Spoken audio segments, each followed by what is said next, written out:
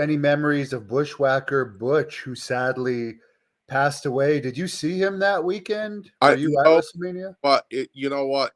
I know he's not on the show, but who was front and center holding the phone up to his family was Scott Wilder, because Scott Wilder booked them, Butch and Luke, and it was going to be epic because they weren't together for 30 years, and Luke and Scott had a concern because Butch is like, yeah, I didn't take my medication.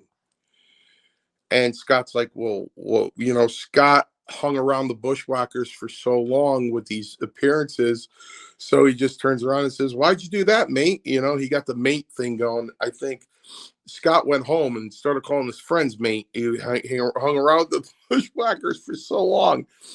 So he goes, why did you do that? And he goes, it's a water pill. So I don't want to keep getting up from my table from signing autographs to go take a piss. And, when Scott told me the story, I said, Jesus, Scott, could have ran to a drugstore because the drugstore sells the urinals they use in the hospital. I go, could have had that. Jesus, put a pair of Depends on the guy or something. The guy lost his life because he didn't want to take a piss. So, he started getting congestive heart failure and ended up in the hospital. And Scott and Luke just basically watched him pass away.